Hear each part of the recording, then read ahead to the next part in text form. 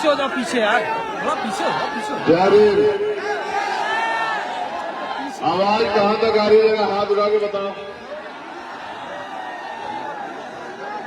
एक समस्या है, जरा गौर से सुन लो। एक समस्या है, आप और मैं जानते हैं कि माननीय अध्यक्ष जी जब बोल रहे थे तो उधर बहन बेटियों को भीड़ की वजह से परेशानी हो रही थी। मैं आपसे आग्रह करूंगा, अगर सच में आप मुझसे सुनना चाहते हो तो दो रास्ते हैं, एक आपके लिए, एक मेरे लिए। भीड़ ज्यादा है, आपकी संख्या ज्यादा है, जगह कम है, तो मैं आपसे आग्रह करूंगा कि आप अपने स्थान पर बैठ जाए अगर सुनना चाहते हैं। वरना मेरे पे दूसरा रास्ता ये है, दूसरा रास्ता ये आपके लिए ये रास्ता भी कि आपको कोई नुकसान ना हो, इसकी परवाह करते हुए मैं हाथ जोड़ के जाने की इजाजत चाहूंगा आपसे।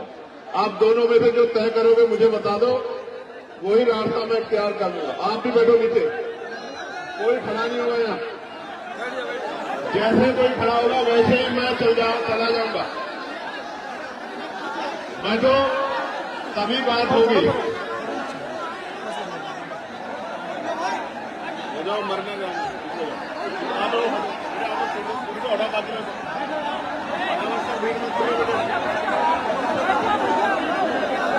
मीडिया के भाइयों को छोड़ के बाकी मूछों पे आओ, बैठ के दे लो। मैं खड़ा हूं भाई, बैठ जाओ, बैठ जाओ। अब अगर आप खड़े हो तो मैं छोड़ दूंगा, सीधी बात है। देखो, बिल्कुल ये वाले भी जब तक नहीं बैठेंगे बात नहीं होगी। आप बैठ के माहौल बनाओगे तो ही बात होगी। और ये जो पेड़ पे चढ़े हुए वहां एक गिर मत जाना। कहां से लाऊंगा मैं तुम देखा भाई, कहां चढ़े हो पेड़ पे? देखो वो, देखो वो कहां चढ़ा पेड़ पे, 6 मंजिल पे है, नीचे उतर जा भाई। आप हाथ जोड़ते हैं, नीचे उतर जा, कहां से लाएंगे ऐसा भाई? और ये कि तुमने छतों पे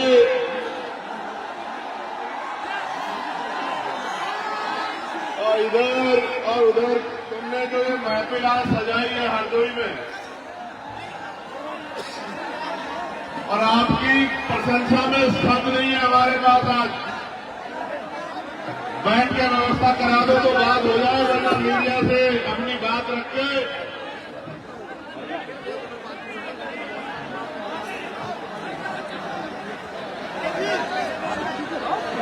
बैठना पड़ेगा, वरना मैं दूसरा रास्ता इख्तियार कर लूंगा। मुझसे मत कहना कि आप आगे हमसे बात नहीं कर लेंगे, तुमसे सबसे कह रहा हूं।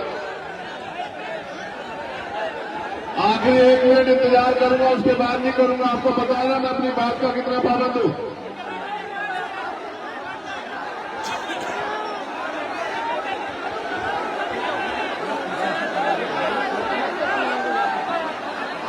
पच्चीस सेकंड बाकी है, 25।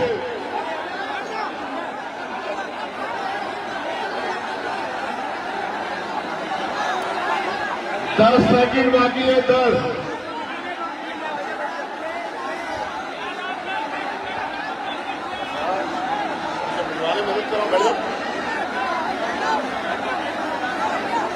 पांच सेकंड बाकी है, 5,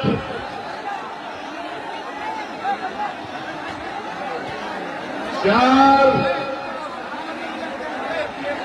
3, 2,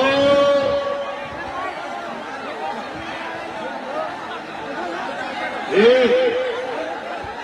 चलो, आप लोग नहीं बैठ रहे तो मैं आपसे धन्यवाद करता हूं। मैं धन्यवाद तो कर दूं आज के कार्यक्रम के साथियों का जाने से पहले मैं धन्यवाद करूंगा छोटे भाई और हमारे नेता डॉक्टर कुलदीप भार्गव जी का, जो प्रदेश संयोजक है भीम आर्मी के, छोटे भाई विकास बाबू का, डॉक्टर देव खुर्शीद साहब का, शैलेंद्र राजवंशी जी का, हमारे नेता सौरभ किशोर साहब का, इमरान खान साहब का, अमित गौतम साहब का, अनीश गाजी साहब का, अरविंद राजवंशी जी का, संतोष गौतम जी का, राकेश राजवंशी जी का, विश्वदीप चौधरी जी का, दिनेश गौतम जी का, सुशील गौतम जी का, धर्मेंद्र भोट जी का, सौरभ भारती जी का, राजा राम माथुर जी का, हरेंद्र कुमार जी का, विनोद गौतम जी का, प्रेमचंद प्रधान जी का, संजय रावत जी का, श्री भुरन जी का, रोहित चौधरी जी का धन्यवाद। और मूलचंद आजाद जी का, छोटे भाई करण पासी जी का जो हमारी जिगर का टुकड़ा है यहाँ, सुरेश गौतम जी का, विनोद गौतम जी का, शोभरन लाल जी का, अमन पासी जी का, सनी धानु जी का, अरुण दिवाकर जी का, राजपाल वर्मा जी का, अनिता वर्मा जी का, सचिन राजवंशी जी, प्रेमपाल गौतम जी, धर्मेंद्र गौतम जी, रजनीश गौतम जी, जुबेर पठान जी, मोहनलाल बागमारे जी, मोहनलाल गौतम जी, अवधेश गौतम जी, गंगा सिंह जी, पंकज बोस जी, रितेश पासी जी, हरिओम पासी जी, दिलावर जी, सत्येंद्र गौतम जी, प्रियांशु पासी जी, दिलासा राम जी, बालक राम बलराम गौतम जी, मनोज सांडी जी, शिवराज रावत जी, राहुल गौतम जी, विपिन गौतम जी, देवेंद्र गौतम जी, ओम प्रकाश यादव जी, राम प्रताप जी, श्याम सुंदर दादाजी, अतेश लोधी जी, संदीप वर्मा जी, शमशेर जी, अरविंद पासी जी, राहुल वर्मा जी, नरेश चंद्र गौतम जी, संजीव पासी जी, अनिकेत गानू जी। प्यारे साथियों, मैं मानता हूं जगह कम है और मैं ये भी मानता हूं कि इसमें बैठने में दिक्कत आ रही होगी, लेकिन कुछ तो रास्ता निकालना पड़ेगा ना। जो पीछे बैठे हैं उनको दिखेगा नहीं, उनको दिखेगा नहीं तो वो परेशान होंगे, तो फिर बात कैसे रखी जाएगी। ताली बजाना, नारा लगाना, हल्ला मचाना, ये तो एक बात है। मैं वहां से यहां आया हूं, आप अपना काम छोड़ के आए हैं। अगर मैं यहां कुछ दूं ना और आप उसको लेके घर ना जाएं तो बात कैसे बनेगी, आप बताओ। कुछ तो रास्ता इख्तियार करना पड़ेगा ना। ये जो अंदर जबरदस्ती आए ना, बाद में मैं एक आखिरी बार कह रहा हूं ना, वॉलंटियर कहूंगा तो फिर भारी हो जाएगा तुम लोग जो अंदर खड़े। अगर तुम यहां खड़े होकर भी यहां का अनुशासन नहीं बनाओगे तो फिर खराब होगी बात। वहां का तो समझ आ रहा है कि वहां मजबूरी है, जगह कम है। आपका कोई ये कौन नाटक है, ये जो जगत नाटक है, ये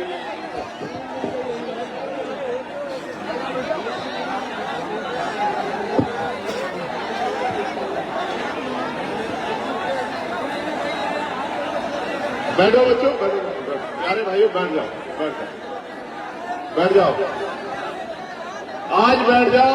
आज के बाद बैठने को नहीं कहूंगा, आज बैठ जाओ। आज के बाद तो आपको बैठने के लिए नहीं, आज के बाद कटने के लिए, खड़ा होने के लिए कहने आया, इसलिए आज बैठ जाओ। आज नहीं बैठोगे तो आज ही खड़े हो जाओगे तो बिगड़ जाएगा सब। चलो मेरी बात पर गौर करो। मैं सर्वप्रथम तो बहुजन समाज में जन्मे सभी संतों, गुरुओं, महान पुरुषों को नमन करता हूं। और आज का जो कार्यक्रम है ये महाराजा बिजली पासी जी की जयंती के अवसर पर रखा गया है। ये जब कार्यक्रम रखा गया, मैं और हमारे नेता भीम आर्मी के हमारे राष्ट्रीय संयोजक भाई विजय चंद्र सिंह जी, हम दोनों इकट्ठा थे। कुलदीप जी हमारे पास गए और हमसे कहने लगे कि साहब हरदोई में एक कार्यक्रम करना है। मैंने उनसे कहा कि हरदोई में कार्यक्रम सफल हो जाएगा, तो उन्होंने कहा आप हरदोई के लोगों को जानते नहीं हो, आप एक बार हरदोई को कार्यक्रम दो। अब तक आपने बड़ी बड़ी कोठियों वाले, बड़ी बड़ी गाड़ियों वाले, बड़े बड़े बंगलों वाले देखे हैं। हरदोई के गरीबों का दिल आप देखना, जिस दिन आप आओगे पूरा हरदोई नीला कर देंगे हम लोग। और मैं आपको दिल से कह रहा हूं, रैलियां तो मैंने कई कई लाख लोगों की, आप जानते हो नहीं जानते इस बात को।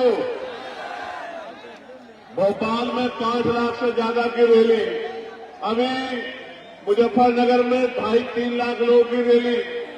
लेकिन जितना प्यार यहां आके मिला है, इतना प्यार शायद कहीं नहीं मिला। बहुत बहुत धन्यवाद आपको। और आपने आज जो प्यार दिखाने का काम किया है, आज हरदोई में खड़े होकर कह रहे हो, इस प्यार को सूद समेत स्वाभिमान सम्मान के जीवन के साथ, हक अधिकार के जीवन के साथ लौटाने का काम करेंगे। मेरी बात को आप याद रखना। प्यारे साथियों, बड़ी शानदार सभा का ऑर्गेनाइजेशन हमारे साथियों ने किया है और विपरीत हालात में किया है। भाई ये नीचे जाओ आप लोग, इसको जो ठीक करो, डिस्टर्ब करेंगे। चलो वॉलंटियर साथी जाओ, जाओ वॉलंटियर सब जाओ। ये जो अंदर घुसे तुम चले जाओ ना, तुम खड़े हुए पत्रकारों के अलावा वॉलंटियर चले जाओ, एक भी आदमी निकल के खराब हो।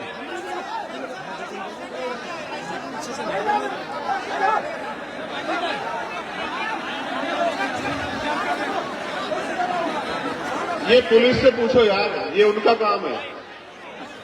उनको ये लोग नहीं दिखाई दे रहे, इनमें से कोई विरोधी आके गोली भी चला सकता है, ये उनका काम है। लेकिन कमजोर वर्गों के नेताओं की कोई हैसियत नहीं है इस देश में, हम समझते हैं इस बात को। हम क्या भूल जाएंगे इस बात को कि पुलिस क्या कर रही थी? हम पे आंखें नाक काट नहीं है कि हम लोग व्यवस्था करना, जहां सरकारी कर्मचारी लगा लगा के प्राइम मिनिस्टर की रैलियां होती है, वहां हमसे क्या कहलाना चाहते हैं हम नहीं जानते। क्या हमसे ज्यादा लोग हैं किसी के पास? हमें नहीं पता। हम एक ऐलान कर देंगे कि दिल्ली, लखनऊ दिल्ली वालों की टांगे और कुर्सियां दोनों हिल रही, हम जानते नहीं कि अपने संगठन की शक्ति को। जिनको आज हल्के में ले रहे हैं वो कल राजकाज में बैठेंगे लखनऊ में, फिर उस दिन आपसे बात होगी। मेरी बात को आप याद रखना। क्या हम लोग भूलने वाले लोग हैं? नहीं, हम भूलने वाले लोग नहीं। हम सबका सम्मान करते हैं। मैं साथियों से कहूंगा कि वो बैठ जाए। बहुत इंपॉर्टेंट बातें करनी है, वो बैठ जाएंगे तभी बात बनेगी, वरना व्यवस्था बनती रहेगी। कुछ तो ये लोग मदद नहीं कर रहे, कुछ लोग आप ज्यादा उत्साह में, खराब हो रही है चीजें, तो बात करने का फ्लो ही नहीं बन पाएगा, फिर खराब हो जाएगा। फिर तो नमस्ते, सलाम, आदाब, सत श्री अकाल, जय भीम होकर खत्म करना पड़ेगा।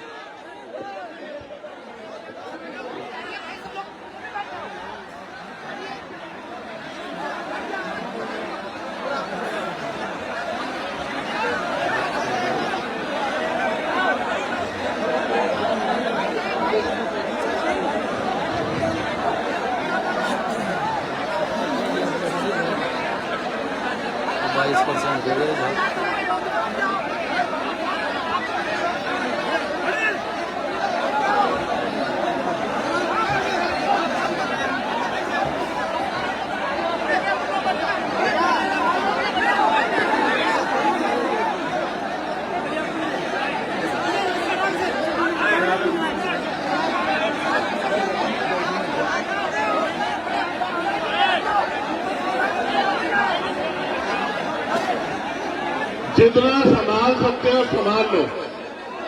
यहाँ के जिम्मेदारी भी आप पर है। मैं तो अचंभित रहा जब मुझे पता लगा कि 3.5 लाख रुपए ग्राउंड के लिए हमारे भाइयों को देने पड़े, एक पैसा जुटा के 3.5 लाख रुपए खर्च करने पड़े। 3.5 लाख रुपए, और क्या क्या नहीं करना पड़ा और क्या क्या हो रहा है हम सब देख रहे हैं। लेकिन मैं हरदोई में खड़े होकर कह रहा हूं, अधिकारी कर्मचारी मेरी बात को भाई सुन लेना। अगर मेरे एक कार्यकर्ता की तरफ आंख उठी,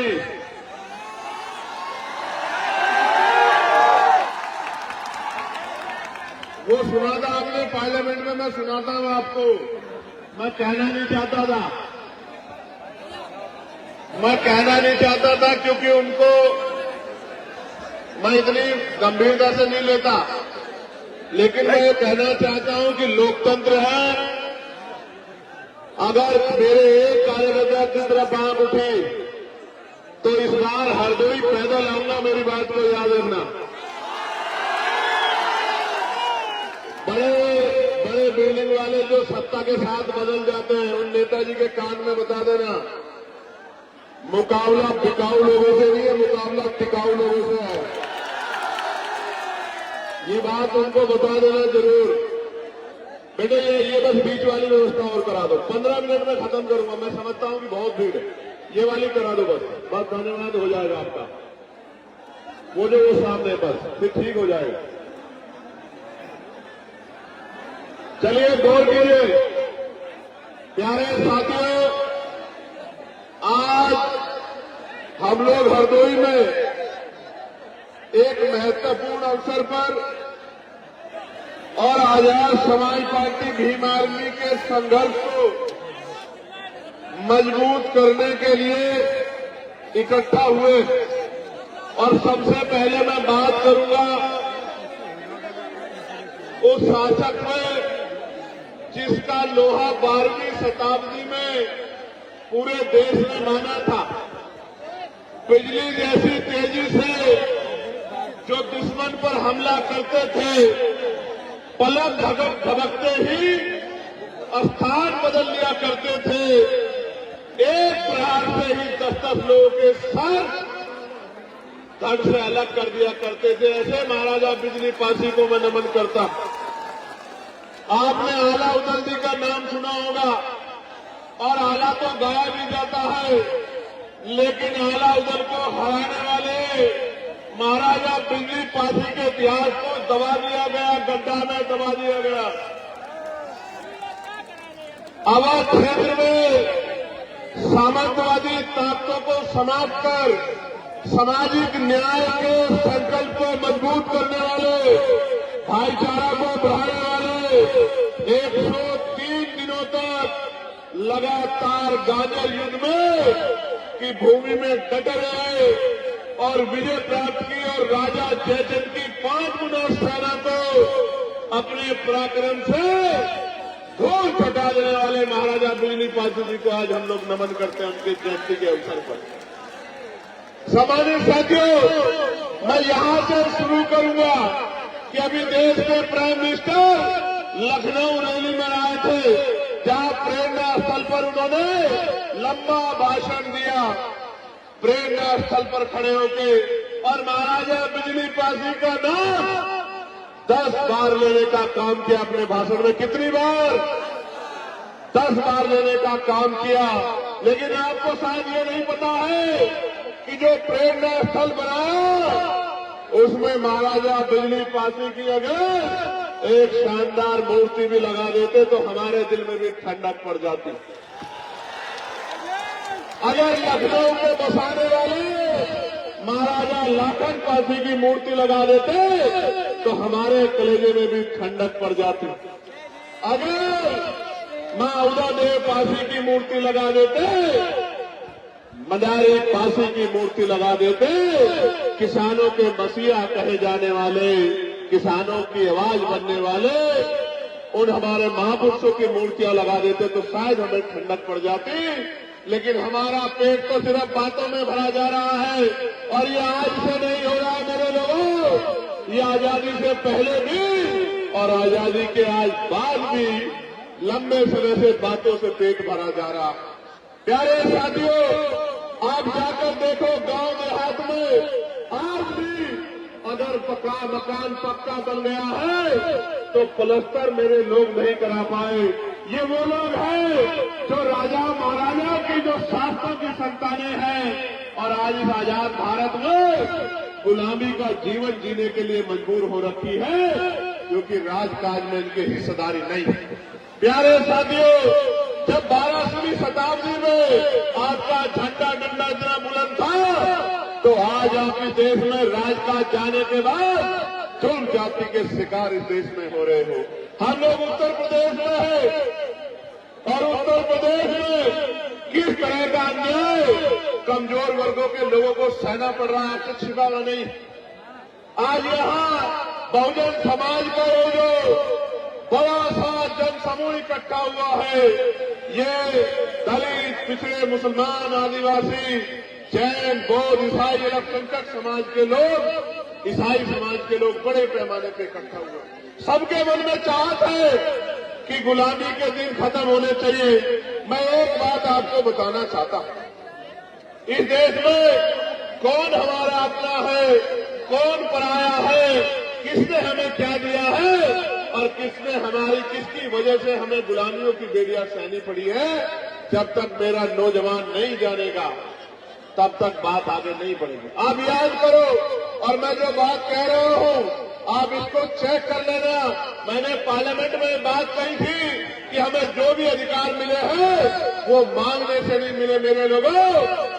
उन अधिकारों को हमारे महापुरुषों ने अपने 4-4 बच्चों का बलिदान देके छीनने का काम किया, लड़ के लेने का काम किया। मैं इसका एक उदाहरण बताता हूं, बाकी उदाहरण आपको किताबों में पढ़ने हैं। मैं आपके याद दिला देना चाहता हूं कि जब भारत गुलाम था तो गुलाम भारत में 1919 से पहले 3% लोग वोट करते थे। कितने परसेंट लोग?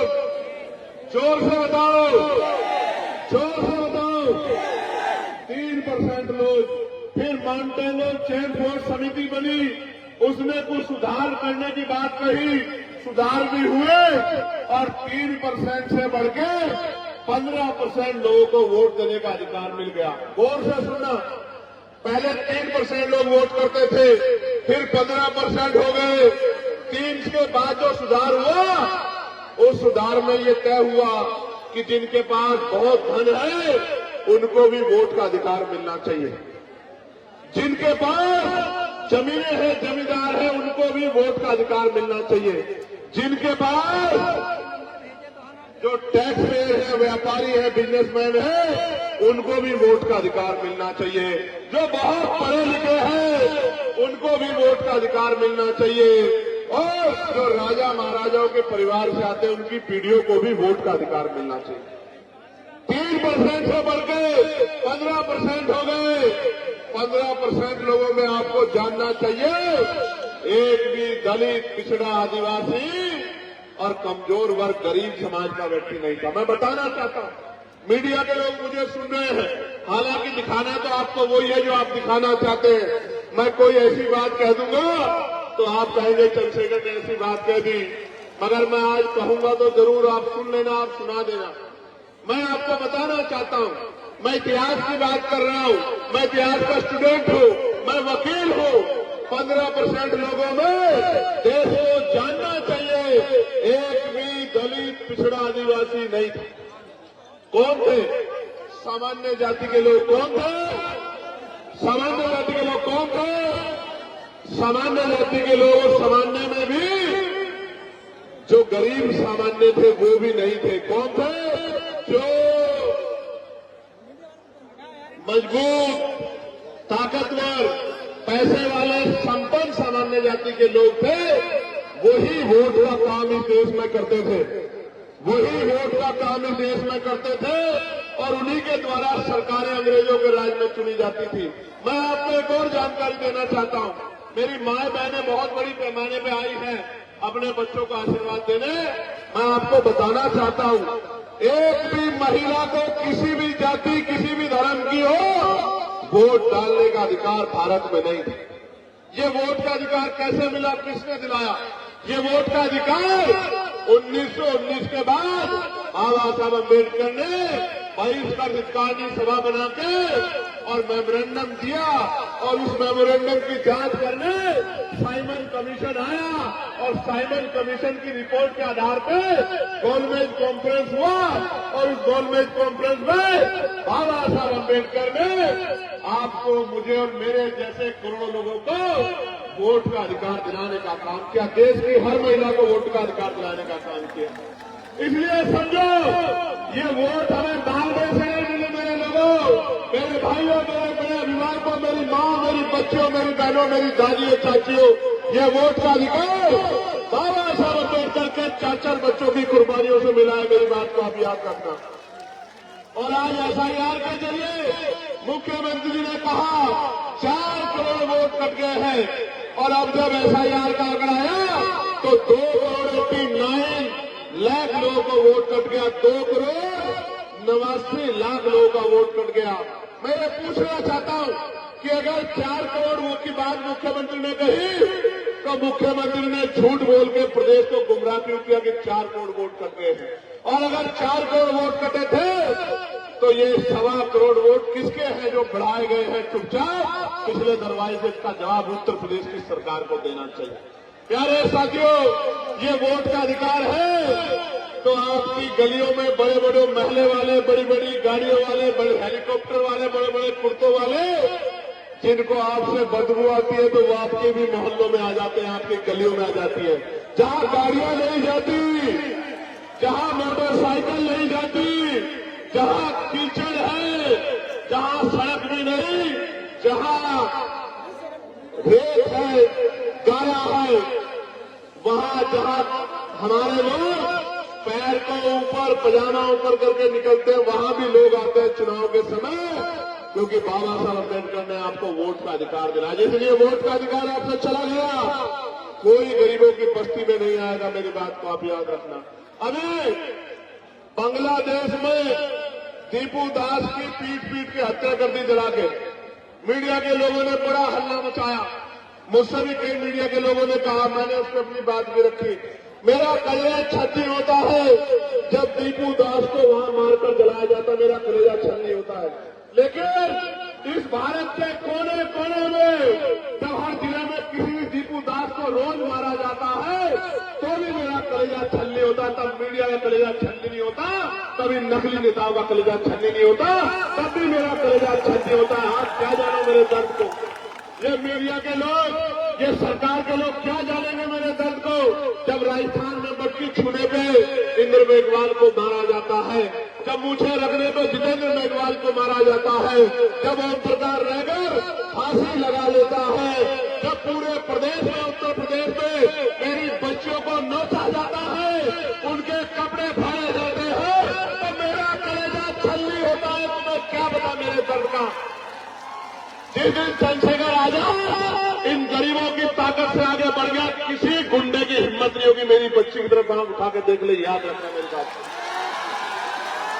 अभी तो मौसम बदल रहा है, अभी मौसम बदल रहा है, तो ये मुझसे कहते हैं आप बोलते नहीं हो, बोलते नहीं हो। मैं तो रोज बोलता, मैं जानता अगर कहीं किसी में अन्याय होगा तो भीम आर्मी के लोग बोलेंगे, आजाद समाज पार्टी के लोग बोलेंगे। लेकिन मैं आपसे जानना चाहता हूं, जब आप भूखे सोते हो तो क्या किसी महल वाले का दुख होता है क्या? जब आप प्यासे सोते हो, प्यासे रहते हो, किसी बड़ी गाड़ी वाले को दर्द होता है क्या मेरे लोगों? जब आपकी जेब में पैसे नहीं होते और आपको सामान खरीदना होता है, बाजार में निकलते हो, पेट में हाथ फेर के वापस आ जाते हो, अपने सपनों को तोड़ देते हो, क्या किसी पैसे वाले को, किसी नेता को दर्द होता है क्या? दर्द होता है तो आपके भाई भीम आर्मी के एक सिपाही को दर्द होता है, आजाद समाज पार्टी के एक सिपाही को दर्द होता है। कब तक इस आजाद भारत में ये मेरा शासक समाज कब तक गुलामी का जीवन जिएगा? ये फैसला हमें आज नहीं तो कल करना होगा। आप उठा के देखो, जो मेरा कलेजा पूछना चाहते थे, जो पूछना चाहते थे चंद्रशेखर क्यों कम बोलते हैं ऐसे मामलों में, मैं उनको पूछना चाहता हूं। एनसीआरबी का डाटा कहता है कि लाखों महिलाओं के साथ रेप हत्याएं होती है। आप जाति का डिडोरा लेके घूमते हो, मैं गारंटी देकर कहता हूं 90% बच्चियां एससी, एसटी, ओबीसी और माइनॉरिटी समाज की हैं। आप उठा के देख लो। तो तब इस मीडिया का कलेजा छन्नी क्यों नहीं होता? तब इस सरकारों का कलेजा छन्नी क्यों नहीं होता? जब कुर्सी में बैठ के और अपराधियों को बचाने का काम करते हो, तब आपका कलेजा छन्नी क्यों नहीं होता?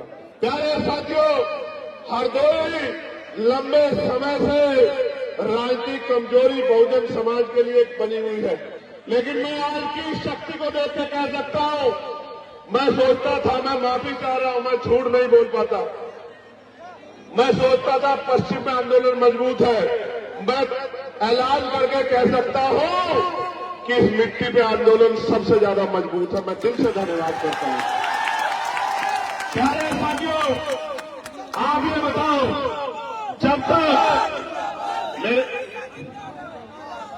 जब तक आपकी जेब में पैसा नहीं आएगा, गौर से सुनना मेरी बात, जब तक मेरे भाइयों, जहां तक आवाज जा रही है, जहां जिस हालात में उसी में सुन लो, क्योंकि अगर एक दूसरे को बिठाने के चक्कर में पड़ोगे तो चीजें खराब हो जाएगी। आपको अगर सुई भी लगेगी तो मेरा कलेजा छन्नी होगा, आप मेरी पीड़ा को समझो। मैं आपको पूछना चाहता हूं, जब तक इस नौजवान की जेब में पैसा नहीं आएगा, जब तक पढ़े लिखे नौजवान को नौकरी रोजगार नहीं मिलेगा, आप बताओ हमारे हालात कैसे बदलेंगे? बताओ, क्या बदल सकती है? देखो मेरी बात पर गौर करो। आजाद भारत है ना, सबको बराबर के अधिकार कहता है ना संविधान, अवसर की समता है ना। मेरी माँ यहां बैठी है, मेरी माँ हाथ उठा के बता दें, अगर जिन माओं ने हवाई जहाज का सफर किया हो, जरा एक बार हाथ उठा के मुझे दिखा दे। क्यों, क्या मेरी माँ को हवाई जहाज का सफर करने के लिए अवसर नहीं मिलना चाहिए क्या? क्यों नहीं मिल रहा आपको पता है? ये हवाई जहाज, ये हेलीकॉप्टर, ये अमीरों के जेब का सामान है, गरीबों के जेब का नहीं। समय बदलेगा, समय बदलेगा, मेरी बात को याद रखना। जो आज तक ट्रेन के डब्बे में नहीं चढ़ी एसी वाले में, उस अपनी मां को, बहन को हेलीकॉप्टर, हवाई जहाज में बिठाने का, उसको सम्मान दिलाने का काम उनके बच्चे करेंगे। मेरी बात को अपनाना। लेकिन मैं पहली बार नौजवानों से कर रहा था, मैं नौजवानों से पूछना चाहता हूं, जब धीरे धीरे आरक्षण खत्म हो जाएगा, सरकारी नौकरियां खत्म हो जाएगी, तो आरक्षण स्वतः खत्म हो जाएगा, तो इस देश में जहां इतनी गैर बराबरी जाति धर्म के नाम पे, तो आप गरीबों को कुर्सी पे कौन बैठने देगा? इसलिए मैं पार्लियामेंट में बिल लेके आया कि निजी क्षेत्रों में आरक्षण व्यवस्था लागू होनी चाहिए। आप बताओ, होनी चाहिए नहीं होनी चाहिए? जोर से बताओ, होनी चाहिए नहीं होनी चाहिए? तो अगर आप मानते होनी चाहिए, तो अब आप जनवरी के बाद तैयार हो जाना। हम लोग निजी क्षेत्रों में SC, ST, OBC के लोगों को आरक्षण मिले, इसके लिए हम लोग पूरे प्रदेश में यात्रा करने का काम करेंगे। तैयार हो नहीं तैयार हो बताओ? और सुनो, जितना बैकलॉग बाकी है उसको हम लोग भरवाने का काम करेंगे। मेरी बात को आप याद रखना। जब राजकाज बनेगा, बड़े बड़े हाईवे बनते हैं, बड़े बड़े मॉल बनते हैं, जमीन अधिग्रहण की जाती है, मैं आपको विश्वास दिला के कहना चाहता हूं, जैसे आज की सरकार ने बिहार में 1 रुपया लीज पे 100 साल के लिए 1 एकड़ जमीन और हजारों एकड़ जमीन अडानी साहब को देने का काम किया है, तो मेरे अडानी तो आप ही हो। मैं आपको विश्वास दिलाता हूं, राजकाज बनेगा, जिस गरीब पे जमीन नहीं है उसको हम लोग एक्वायर करके जमीन दिलाने का काम करेंगे। मेरी बात को आप याद रखें। यानी कि हर परिवार को रोजगार से जोड़ने का काम करेंगे। मैं तो पार्लियामेंट में आशा बहनों की वेतन वृद्धि, आंगनबाड़ी बहनों की वेतन वृद्धि, भोजन माताओं की वेतन वृद्धि, शिक्षा मित्रों की वेतन वृद्धि, अनुदेशकों की वेतन वृद्धि, PRD के जवानों की वेतन वृद्धि, होमगार्ड भाइयों की वेतन वृद्धि, पंचायत सहायकों की वेतन वृद्धि, चौकीदार भाइयों की वेतन वृद्धि, सबके लिए मैं पार्लियामेंट में आवाज उठाने का काम करता हूं। और पुलिस के जो भाई हैं, इनको 8 घंटे की ड्यूटी मिले, सप्ताह में 1 दिन छुट्टी मिले, बॉर्डर स्कीम खत्म हो, वेतन विसंगतियां दूर हो, बीएड के भाइयों को, जो बीएड करे भाई हैं, उनको अध्यापक की नौकरी मिले, BTC के भाइयों बहनों को नौकरी मिले, इसके लिए मैं पार्लियामेंट में लगातार आवाज उठाता हूं। लेकिन जब मैं, हमारी संख्या कम है, जब मैं आवाज उठाता हूं तो वो सोचते हैं इस आवाज को दबा दिया जाए। कोई अधिकारी मुझे फोन करके कहता है कि आपकी संस्था छीन लेंगे। मैं उनसे यही कहता हूं हाथ जोड़ के कि वोट का अधिकार बाबा साहब ने दिया था और वोट देके इन लोगों ने पार्लियामेंट में भेजा है। वोट देके कामयाब बनाना या कमजोर करना वो इनके हाथ में है। इनको फैसला करना है कि ये क्या चाहते हैं। आप ये बताओ, आजाद समाज पार्टी को मजबूत होना चाहिए नहीं होना चाहिए? बताओ, आजाद समाज पार्टी की ताकत बननी चाहिए नहीं बननी चाहिए? देखो आज किस तरह के दिन आ गए हैं कि मध्य प्रदेश में संविधान निर्माता बाबा साहब अम्बेडकर का पुतला जलाया जा रहा है। क्या ये तकलीफ दे है या नहीं, ये बताओ? क्या हमारे सीने में आग लगनी चाहिए नहीं लगनी चाहिए? मैंने सरकार को चैलेंज किया है कि अगर 72 घंटे में उन पर अपराधियों पर कार्रवाई नहीं हुई तो मैं पैदल ही ग्वालियर के लिए निकलूंगा और किसी कीमत पे पीछे हटने वाला नहीं हूं, क्योंकि हम अपने महापुरुषों का अपमान किसी भी कीमत पर नहीं सहेंगे। प्यारे साथियों, लड़ाई गंभीर है, समय कम है, काम ज्यादा है, नौजवानों की तरफ देश देख रहा है। एक वो लड़ाई थी जो आजादी का संघर्ष था, जो शहीद आजम सरदार भगत सिंह जी ने, पंडित चंद्रशेखर आजाद जी ने, सुखदेव जी ने, तमाम हमारे क्रांतिकारियों ने लड़ने का काम किया। और एक और तीसरी आजादी का संघर्ष, अधिकारों का संघर्ष और भीम आर्मी आजाद समाज पार्टी के नेतृत्व में शुरू होने वाला है।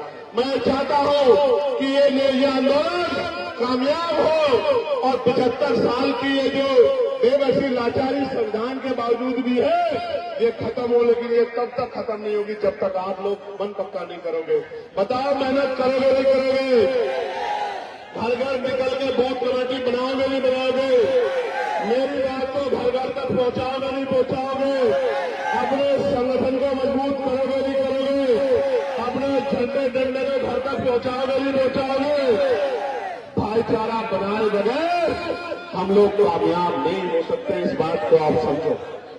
अगर भाईचारा नहीं बनेगा बहुजन समाज में तो लड़ाई आगे नहीं बढ़ेगी। भाईचारा आप बनाओगे नहीं बनाओगे बताओ? मेरी बात पे गौर करो मेरे नौजवान साथियों। हमारी माए हमारा पेट पालने के लिए तमाम तरह के प्रयास करते हैं। कोई फैक्ट्री में काम करती है, कोई घर की सफाई करती है, कोई खेत में काम करती है।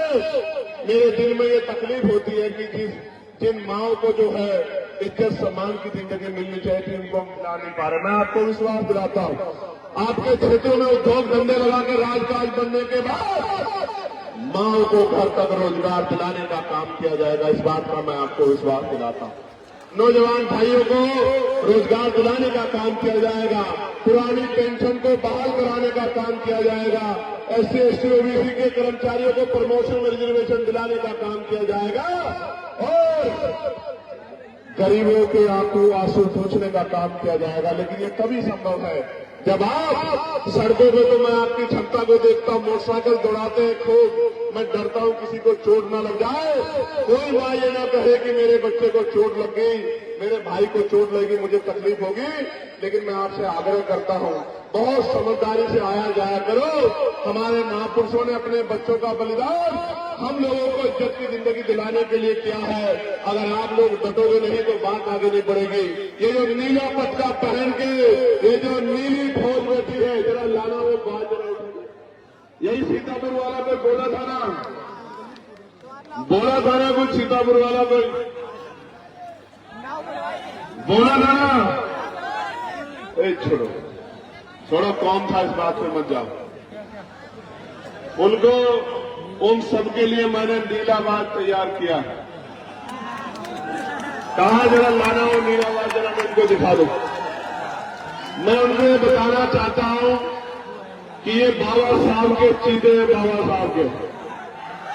ये महाराजा पीली पासी के बच्चे, ये महाराजा लाखन पासी की औलाद है। ये देख रहे हो नहीं देख रहे हो?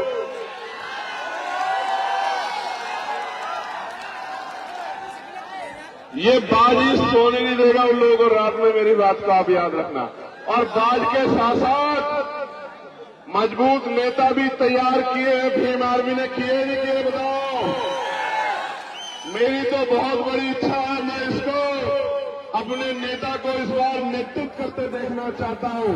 मैं पार्टी में इनकी सिफारिश करूंगा कि पार्टी इनको मौका दे और मैं भी इनके चुनाव में यहां काम करने के लिए आऊं और हमारा शहर विधानसभा जाए। मेरी तो दिल इच्छा इस बार ये है।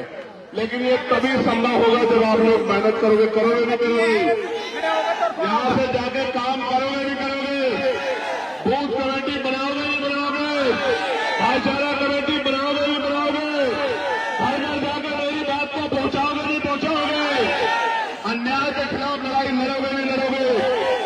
एक आखिरी बात आपको कहना चाहता हूं और ये मेरी बात है, कौन आने को बताओ। जब आप दोनों हाथ उठाओगे तभी ये कहूंगा, इससे पहले नहीं कहूंगा। अभी दोनों हाथ नहीं उठ रहे सब लोग, उधर वालों के नहीं उठ रहे, उधर वालों के। अच्छा ठीक है, उठा लिए। जो नौजवान पढ़ रहा है, पढ़ाई कर रहा है, मैं आज अपने उस भाई को विश्वास दिलाता हूं, वो पढ़ाई करे, पढ़ाई लिखाई में अपने आप को पीछे न रखे। वो कोई काम ना करे, वो मीटिंग में ना जाए, वो बूथ कमेटी ना बनाए, कोई बात नहीं, चल जाएगा। लेकिन मैं उसको कहना चाहता हूं, उसकी माँ उसके पिता अपना पेट काट काट के उसको पढ़ाने के लिए लगा रहे हैं। मैं उससे कहना चाहता हूं मेरे नौजवान भाई से, वो खूब पढ़ाई करे, खूब बेहतर पढ़ाई करे, ज्ञान में किसे पीछे न रहे और आने वाले कल में समाज का नेतृत्व करे। निकम्मे नेताओं की जरूरत इस कमजोर समाज को नहीं है, इस कमजोर समाज को मजबूत नेताओं की जरूरत है। और ये आज का युवा कल का नेतृत्व करता बनेगा, लोकसभा विधानसभाओं में कमजोरी की आवाज बनेगा। आज मैं वहां अकेला बोलता हूं, अगर आपने 5 मेरे साथ भेज दिए होते तो पूरी पार्लियामेंट में जय भीम का नारा गूंजा करता। मेरी बात का याद है। अभी भी आपकी आवाज कमजोर तो नहीं है पार्लियामेंट में, बताओ कमजोर तो नहीं है? अब इसको को मजबूती देने का काम 2027 में और तीसरे पंचायत चुनाव में आपको करना है। बताओ, तीसरे पंचायत चुनाव में ताकत दोगे नहीं दोगे? बताओ, जिला पंचायत के सदस्य बनाओगे नहीं बनाओगे? किसी दूसरे के चक्कर में तो नहीं आओगे? पक्का? किसी के ठिकाव में तो नहीं आओगे? स्वाभिमान सम्मान को मजबूत करोगे नहीं करोगे? घर से निकल के काम करोगे नहीं करोगे? बहुत बहुत धन्यवाद। आज की सभा को जितने नंबर दिए जाए कम है। कितने नंबर दूं? 100 में से बताओ। आप ही बताओ, थोड़ा आरती मान लेंगे या हमारे ऊपर छोड़ दो। तो 100 में से 110 नंबर दिए आपको आज के लिए। जिंदाबाद हरदोई, जिंदाबाद करण, जिंदाबाद मूलचंद, जिंदाबाद कुलदीप, जिंदाबाद हरदोई की महान जनता, मेरा नौजवान भाई, मेरी माएं, मेरी बहनें, मेरी बच्चियां, मेरे बच्चे, मेरे विवाह और तमाम हमारे संगठन के वो साथी जो यहाँ संगठन चलाती हैं, मेरी बहनें, तमाम सब लोग जिंदाबाद। और अनुशासन में जाना भाई, मुझसे मैं हाथ जोड़कर कह रहा हूं उसे, अनुशासन में जाना।